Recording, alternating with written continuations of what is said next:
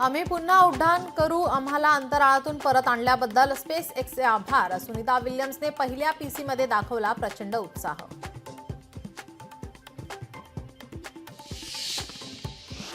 मुंबईत आज पूर्व मोसमी पावसाची शक्यता. मुंबईसह ठाणे, रायगड आणि पालघर भागात आज पावसाची चिन्ह. राज्यातील अनेक भागात ढगाळ वातावरण.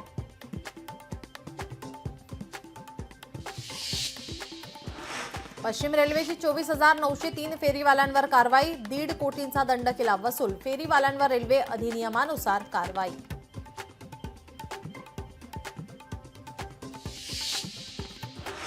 मुख्यमंत्री देवेंद्र फडणवीस यांनी राजभवनात सकाळी राष्ट्रपती द्रौपदी मुर्मू यांची घेतली भेट. रिझर्व्ह बँकेच्या कार्यक्रमालाही मुख्यमंत्री राहणार उपस्थित.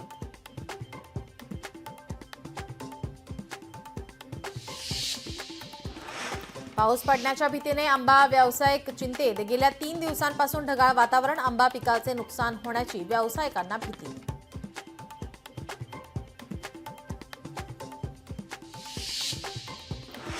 आजपासून कांदा निर्यात शुल्क शून्यावर. कांद्याला किती भाव मिळणार याकडे लक्ष. 8 दिवसांपूर्वी निर्यात शुल्क रद्द करण्याची केंद्राची घोषणा.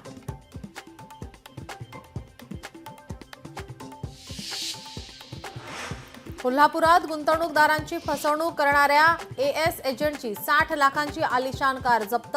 पुण्यातून घेतला ताबा. क्राईम ब्रांचचे पोलीस निरीक्षक रवींद्र कळमकर यांच्या पथकाची कारवाई.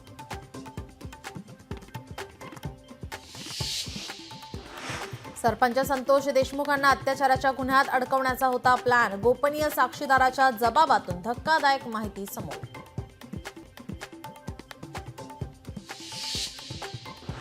नागपुरातील महाल परिसरातील हिंसाचार प्रकरण. फहीमची 11 एप्रिलपर्यंत न्यायालयीन कोठडीत रवानगी. घटनेत मास्टर माइंड असल्याचा फहीमवर आरोप.